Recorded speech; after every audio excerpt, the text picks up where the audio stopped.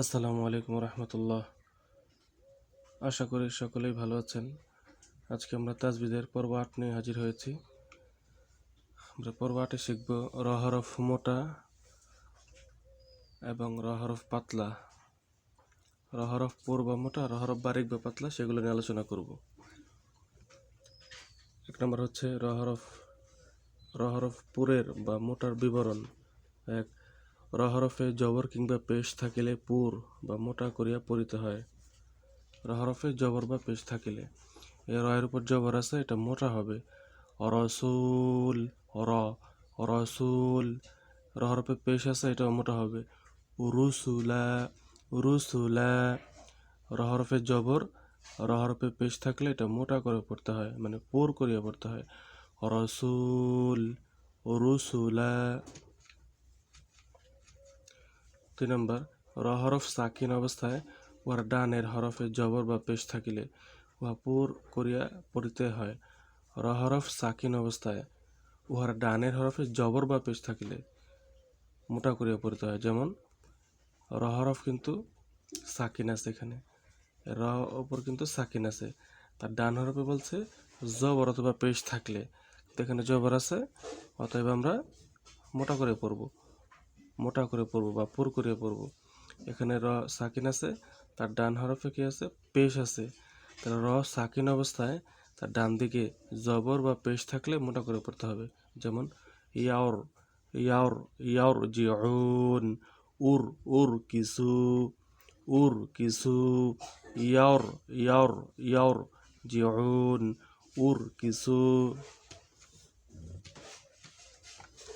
৩ নম্বর, র হরফ সাকিন অবস্থায় উহার ডানের হরফে কাসরায় আরজি, মানে অস্থায়ী জের, অস্থায়ী আরজি থাকিলে উহা পুর করে পড়তে হয়। যেমন মানির তাদ, এখানে হচ্ছে যে নুন, এটা নুনের নিচে যে জের, এটা হচ্ছে অস্থায়ী জের। নুনের নিচে জের, এটা মূলত এখানে সাকিন ছিল, মান ছিল, মান। ইর তাদ, কিন্তু মিলিয়ে পড়ব, নুনের নিচে জের দিতে হবে। মানির তাদ, মানির তাদ, মানির, এটা মোটা, মানির তাদ। রব্বির, এই বায়ের নিচে জের, এটা হচ্ছে অস্থায়ী জের, কাসরায়ার জি। রব্বির জিউন। ইনির, ইনির, ইনির তাবতুম, ইনির, ইনির তাবতুম। ৪ নম্বর, র সাকিনের ডানের হরফে জের হইলে এবং পরে হরফে মুস্তালিয়া হইতে কোনো একটি হরফ আসিলে পুর বা মোটা করিয়া পড়িতে হয়। এই ৭ হরফকে হরফে মুস্তালিয়া বলে। সদ্দ, তজ, গইন, খ, কফ, এটা হরফে মুস্তালিয়ার হরফ।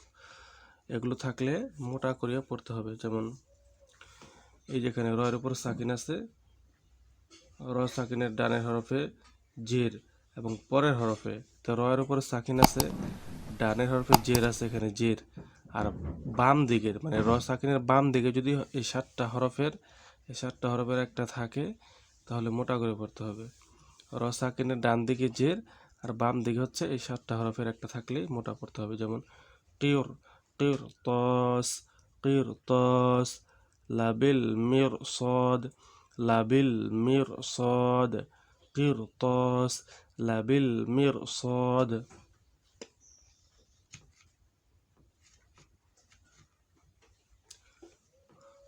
৫ নম্বর, র সাকিনের ডান দিকে ইয়া সাকিন ছাড়া, ইয়া সাকিন ব্যতীত যে কোনো সাকিন হরফ আসিলে তার ডান দিকে জবর অথবা পেশ থাকিলে পুর করিয়া পড়িতে হয়। যথা ফজর, ফজর। র সাকিনের ডান দিকে ইয়া সাকিন ব্যতীত যে কোনো সাকিন হরফ আসিলে তার ডান দিকে জবর অথবা পেশ থাকিলে, তাহলে এই যেটা র, এখানে আমরা র সাকিন করব। র সাকিনের ডান দিকে ইয়া সাকিন ব্যতীত, মানে র তো সাকিন করব, ডান দিকে এখানে ইয়া নাই, ইয়া ছাড়া অন্য কোনো হরফ যেটাই থাক, তার ডানে যদি জবর থাকে তাহলে এই রকে মোটা করে পড়তে হবে। যেমন ফজর, ফজর। শাহর, শাহর। খুসর, খুসর। র হরফ বারিকের বিবরণ। র হরফ বারিকের বিবরণ, মানে পাতলা। ১ নম্বর, র হরফের মধ্যে জের হইলে উহা বারিক বা পাতলা করে পড়িতে হয়। র হরফে জের হইলে, র নিচে জের আছে পাতলা, রিজাল, রিজাল। রিক্স, রিকঝুন বা রিক্স, এর র নিচে জের আছে এই জন্য এটা পাতলা করে পড়তে হবে, রিকঝুন, রিজালুন। 2 নম্বর, র হরফ সাকিন অবস্থায় ওর ডানের হরফে আসলি জের হইলে উহা বারিক পাতলা করিয়া পড়িতে হয়।